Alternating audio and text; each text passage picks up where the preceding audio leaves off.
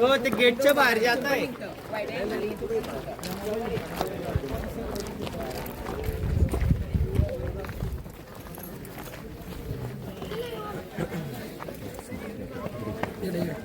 बरं बघा,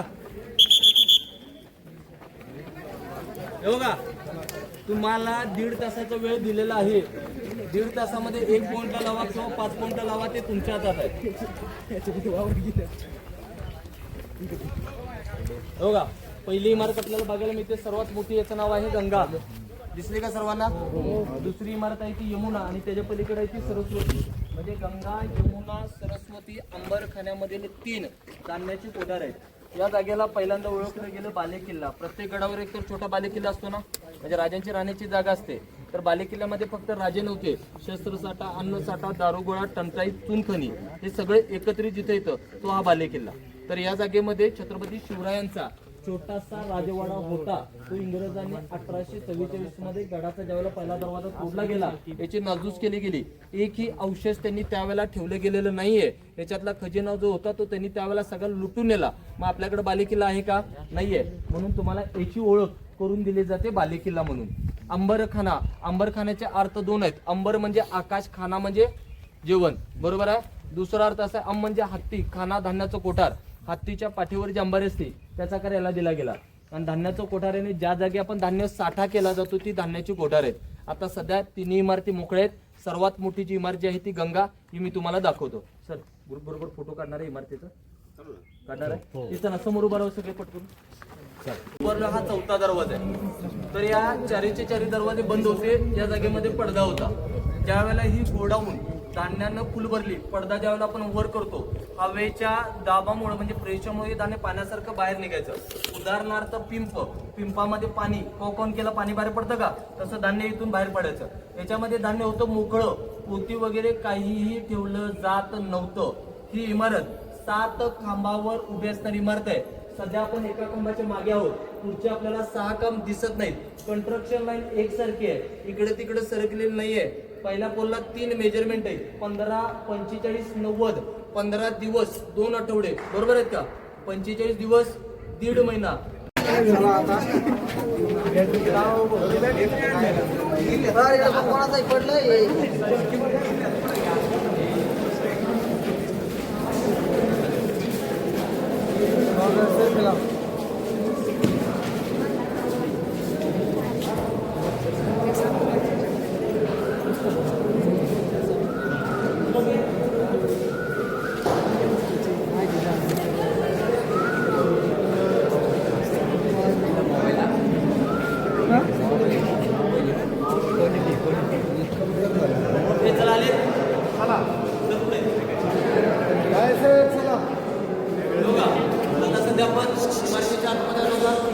इमारतीचे 4 दरवाजे बंद होते. बंद म्हणजे आपल्या व्हिडिओमध्ये जास्त की या घरामध्ये पूर्वी फळ्या वापरायच्या लाकडी, तशा या जागेमध्ये लाकडी फळ्या वापरल्या असतील तर नाही. या जागेमध्ये दगडाची भिंत होती, त्याला आपण काय म्हणतो, पडदी, बरोबर आहे का? या पडदीने 4 दरवाजे बंद केले जायचे. त्यासाठी 2 रस्ते आहेत. पहिला बघा या बाजूला आहे आणि दुसरा पलीकडे आहे. या दोन्ही रस्त्यातून धान्य छतावरती नेलं जात होतं. छताला गेलं की डायरेक्टली धान्य ओतायचं का, तर नाही. बाहेरून धान्य आलं की वाळवायचं. 15 दिवस त्याला ऊन द्यायचं. ऊन दिल्यानंतर निर्गिल, कडुलिंब, तुळस, करंजी मिक्स करायचं आणि ज्यावेळेला मिक्स झालं की वरून धान्य ओतायचं, त्या मार्गून धान्य बाहेर काढायचं. पण या इमारतीमध्ये मिळून पूर्ण पूर्वी 25,000 खंडी धान्य मावण्याची जागा. एक खंडी 20 पोते असते. एका पोत्यात 50-100 किलो धान्य बसलं. पहिले 25,000 म्हणजे आता सध्याची 5 लाख पोती धान्य बसण्याची जागा हे धान्याचं कोठार.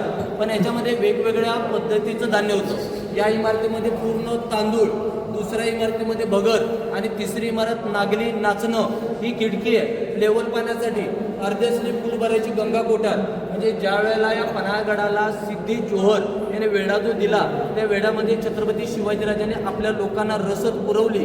इथली रसद कमी होत निघाली. महाराज म्हणाले आपण आता गडाच्या बाहेर पडू, त्यामुळे राजे इथून बाहेर पडलेले. आता आपण एखादं घर बांधायला घेतलं तर घराची भिंत 6-9 इंचाची घर बांधतो, बरोबर आहे का? आतमध्ये गेल्यानंतर बेडरूम बांधायचं म्हटलं तर 10x10, 10x12चं बेडरूम बांधतो. त्या बेडरूमपेक्षा जास्त जाडीची इमारतीची भिंत आहे. भिंतीची जाडी 15 फूट, इमारतीची उंची 90 फूट आहे, तर पाया 45 फूट, याच्यावरती 45, 128 फूट इमारतीची लांबी आहे. 1052 ते 2026 किती वर्ष झाली? 974 वर्ष या इमारतीला झाली. अजून ही इमारत जागेवरून हललेली नाही, जशी आहे तशी आपल्याला पाहायला मिळते. ठीक आहे, आता आपण पुन्हा गाडीमध्ये बसूया आणि पुढच्या पॉइंटला जाऊया. चला काहीच माझ्या मनाने मला म्हणजे इन्फॉर्मेशन सांगायची गरज होती. मी घरून लिहून आणलं होतं सर, मी घरून काय लिहून आणलं होतं. मला सांगायची गरज नाही पडली. असं आपलं गायडर भेटले, त्यांनी सगळी इन्फॉर्मेशन दिली. आणखीन आपण दुसऱ्या लोकेशनवर चाललो होतं, तिथं बघू होतं तिथं काय होतं काय नाही.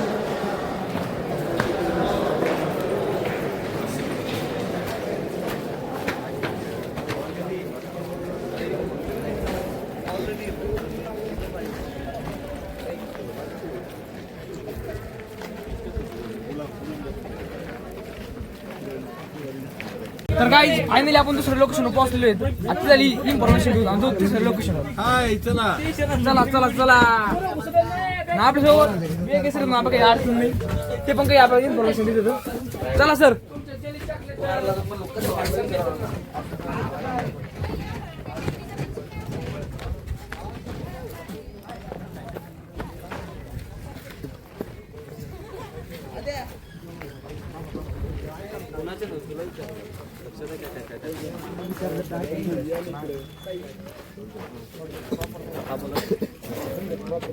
बरोबर आपण त्यांच्या त्याच पॉईंट लावलोय, त्याच पॉईंट दाखवणार. बघा आता आपली गाडी मोठी असल्यामुळं मागे एक मार्ग आहे. मार्गाला ओळखलं जातं राजदिंडी, म्हणजे राजे ज्या रस्त्यामधून खाली जे उतरले त्याला राजदिंडी म्हणून ओळखलं जातं. लक्षात आलं? आता पन्हाळगडाचा इतिहास काय ते तुम्हाला एक थोडक्यात मी तुम्हाला इथं सांगतो. तर पन्हाळगडाला सिद्धी जोहरचा वेढा होता. सिद्धी कोण आहे? सिद्धी तुम्हाला माहिती आहे? सिद्धी कोण आहे? सिद्धी काय आहे? एक पद कोणाला माहिती आहे तुम्हाला? नाही.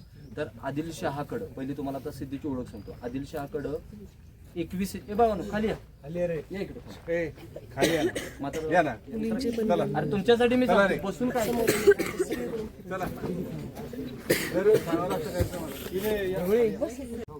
सिद्धी पद आहे, सिद्धी महत्वाची. म्हणजे आपल्याकडं स्वराज्यामध्ये सुभेदार एक पद आहे ना, आपल्याकडं सुभेदार आहे त्यांच्याकडे सिद्धी. तर त्यातले 5 सिद्धी कोण आहेत? तर एक आहे ते सिद्धी हुसेन, सिद्धी हिलाल, सिद्धी वाव्वा, सिद्धी मसूद आणि सिद्धी जोहर. हे 5 महत्वाचे. मग 3 होते ते स्वराज्यामध्ये छत्रपती शिवाजीराजांकडे आले. कोण आले? तर हुसेन, हिलाल आणि वाव्वा. राहिले 2 त्यांच्याकडे मसूद आणि जोहर. तर 5च्या 5 सिद्धी कुठे आहेत पहिल्यांदा तुम्हाला सांगतो. पहिला सिद्धी हुसेन हा राजगडावरती त्याच्या मरणापर्यंत तो तिथे.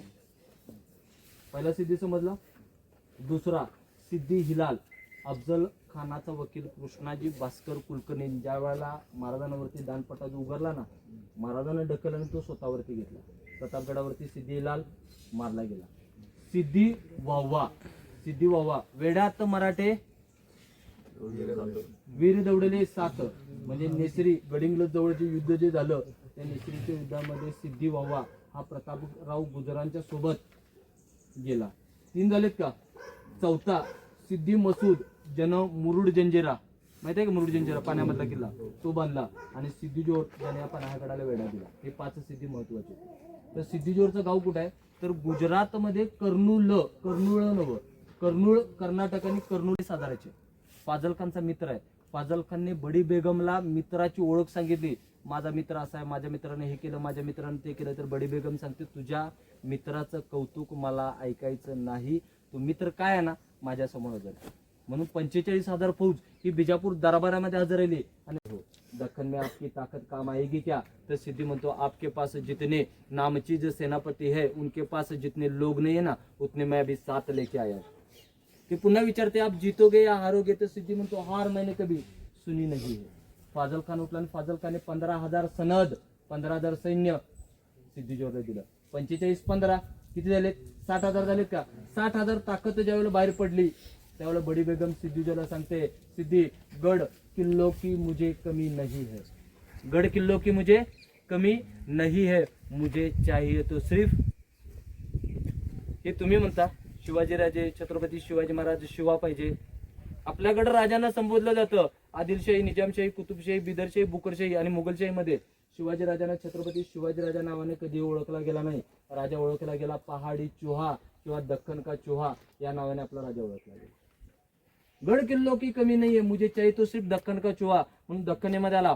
पनागडाच्या पूर्व बाजूला माले म्हणून गाव आहे. गावात आला, गावात थांबला. त्या गावात सिद्दीजोहरने सर्वात मोठा शामियाना बांधला. शामियाना म्हणजे तंबू. त्या तंबूला सिद्दीजोहरनं त्याच्या लाडक्या जावायचं नाव दिलं मसूद म्हणून गावाचं नाव आहे मसूद माने. आणि या पन्हाळगडाला वेढा पडायला सुरुवात झाली. वेढा म्हणजे काय, गडाच्या जवळून त्यांनी वेढा दिला नव्हता. वेढा दिला किल्ल्याचा 2.5 मैल, 1 मैल 2 किलोमीटर, 2.5 मैल म्हणजे 5 किलोमीटर. 5 किलोमीटरचं अंतर त्यांनी त्यावेळेला का पकडलं? माणूस जनावर एक वेळ जेवण नसलं तरी चालतं, आवश्यक आपल्याला काय, पाणी आहे. म्हणून गडाच्या 2.5 मैलांवरती नद्या 5 नद्या कुठल्या तर कडवी, वारणा, पंचगंगा, कासारी, कुंभी या 5 नद्याच्या काठापासून सिद्दीजोहरनी 2 मार्च 1660 या गडाला वेढा दिला. वेढा देण्याच्या मागे कारण काय होतं? छत्रपती शिवाजीराजांनी 10 नोव्हेंबर 1659 राजाने अफजल खानाला मारलं. मारल्यानंतर राजाने 18 दिवसानंतर पन्हाळा किल्ला जिंकला. 28 नोव्हेंबर 1659 राजे किल्ला फिरत असताना राजे पन्हाळगडाच्या पायथ्याशी उतरले. पायथ्याशी उतरल्यानंतर राज्यांनी एका व्यक्तीला शस्त्र खेळताना पाहिलं. शस्त्राचं नाव होतं विटा. विटा म्हणजे 15 फुटाचा भाला, 20 फुटाची दोरी, 40 लोकांचा घेर जर असला 1 ते 1.5 मिनिटामध्ये आपण 40 लोकांना मारू शकतो. पण मारताना चुकला, आपण संपलो असा चालवण्यात तो तरबेज होता. ज्यावेळेला राजे त्याच्या समोर गेले तर राजांनी स्वराज्यामध्ये पहिल्यांदा आपल्यासारखी दिसणारी हुबेहूब व्यक्ती पाहिली. नाव होतं शिवा नावी. काशीद. काशीद म्हणजे पोस्टमन, पत्रव्यवहार जे करतात ना त्यांना पूर्वी काशीद म्हणून ओळखलं जातं. तर शिवा नाव्याची आणि छत्रपती शिवरायांची पहिल्यांदा भेट झाली 1 डिसेंबर 1659. राजे पुन्हा पन्हाळगडावर गेले. पन्हाळगडावरून राजे वारणा खोऱ्यामध्ये फिरले. वारणातून सातारा अजिंक्य ताऱ्याला सुद्धा गेले आणि अजिंक्य ताऱ्यानंतर पन्हाळगडावरती ज्यावेळेला आले त्यावेळेला 2 मार्च 1660 या सिद्धीने वेढा दिला. राजे घाबरलेत का? नाही. गडावरती लोक किती आहेत माहिती आहे का? 709. तर 709 लोकांचा पुरावा तुम्हाला जर हवा असेल तर 600 बांधल आहेत, 100 मावळे आहेत, 7 सरदार बाजीप्रभू देशपांडे, फुलाजी देशपांडे, रायाजी बांदल, कोयाजी बांदल, शंभूसिंग जाधव, हैबतराव निंबाळकर आणि विठ्ठलजी काटे. 8वा शिवा काशीद आणि 9वा आज तुम्ही ज्याची गाथा ऐकता, ज्याचा इतिहास ऐकता तो 9वा म्हणजे छत्रपती शिवाजीराजे. 709 लोक आहेत का? 709 लोक पन्हाळगडावरती. मग राजे घाबरलेत का? राजे म्हणतात शक्तीपेक्षा युक्ती श्रेष्ठ. म्हणून महाराजांनी प्रति शिवाजीला पत्र दिले की आम्हाला भेटण्याकरिता सदरेमध्ये हजर व्हा. ज्यावेळेला प्रति शिवाजी सदरेमध्ये हजर राहिला त्यावेळेला राजाने विचारतो की राजा आज्ञा काय? तर म्हणाले आमच्यासारखा दिसणारा आम्हाला प्रति हवा आहे. राजे मी तुमच्यासारखा दिसणार आहे, तुमचे वस्त्र जर माझ्या अंगावर जर दिले मी तुमच्यासारखे दिशीन. काही वेळा दोघांचं बोलणं चालू आहे. बोलता बोलता राजे शिवा काशीदांना सांगतात की शिवा आपण ज्या मोहिमेला जाणार आहात त्या मोहिमेचं फळ तुम्हाला माहिती आहे का? तर शिवाने म्हणा हो राजे, फळ माहिती आहे, फळाचं नाव मृत्यू. राजा जन्म माझा न्हावी समाजामधला असला तर माझं मरण छत्रपती शिवाजी राजा म्हणून आहे. सिद्धी मला मारताना शिवानावी म्हणून मारला नाहीये, शिवाजी राजा म्हणून मारला नाही. हे नशीब, हे मरणाचं नशीब, हे कोणाचं नशीब आहे का? नाहीये.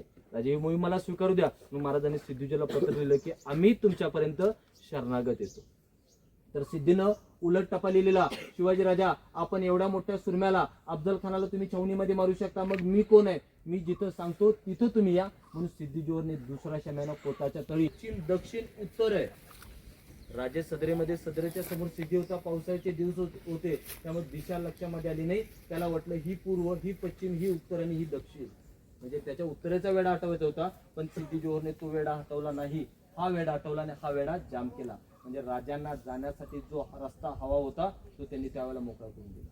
पालख्या सदरेमधून निघाल्या, दिंडी दरवाजेमध्ये येऊन थांबल्या. त्यावेळेला छत्रपती शिवाजीराजे पुन्हा शिवा काशीदांना सांगतायत की शिवा गनिम एका बाजूला सरकलेला आहे, तुम्ही आमच्या. म्हणून दोन्ही पालख्या दिंडी दरवाजेमधून खाली उतरल्या. तुरुकवाडी म्हणून गाव आहे. तुरुकवाडीमध्ये गेल्यानंतर 100 मावळे हे शिवा काशीदांच्या सोबत गेले. 600 बांधल छत्रपती शिवाजीराजांच्या सोबत गेले. आपण काय म्हणतो राजे पन्हाळा ते विशागड राजे घोड्यावरून गेले, पालखीमधून गेले? नाही. राजे पन्हाळा मसाई पठार इथपर्यंतच राजे पालखीमधून गेले. तिथून राजांनी पायी प्रवास केला. कारण राजांना माहित होतं आपण जर पालखीमधून चाललो तर आपलं सैन्य थकणार, आधीमध्ये कुठे जरी अडथळा जर आला तर लोकांना लढता येणार नाही. म्हणून राजे त्यांच्या सोबतच चाललेले होते. राजे ज्यावेळेला खोतवाडी म्हणून गाव आहे, खोतवाडीत पोहोचल्यानंतर हा प्रति शिवाजी तिथं पोहोचला. ओळखला गेला की प्रति म्हणून प्रतीला त्या जागेमध्ये मारलं. सिद्धीनं 30,000 सैन्य छत्रपती शिवरायांच्या मागे पाठवले. 300 बांधल राजांनी पुन्हा गोडकिल्ल्यामध्ये सोडले. गोडकिंड घोड्यांचा बांधत सोडले. बाजीप्रभू सांगतायत राजा निर्धास्तपणे तुम्ही पुढे निघा, या गनिमास आम्ही सांभाळतो. लाख गेले तरी चालतील पण लाखांचा पोशिंदा जाता कामा नाही. जगला पाहिजे नाही, जाता कामा नाही. आणि ज्या वेळेला तुम्ही गडावरती पोचाल त्यावेळेला आम्हाला तुम्ही तोफेचे इशारे कळवा. 5 तोफेचे नाहीत, तोफेचे इशारे कळवा. 5 तोफेचे इशारे म्हणजे लढाई करणारे की तोफा बोलणार आहे? काय करणार, लढाई की तोफा?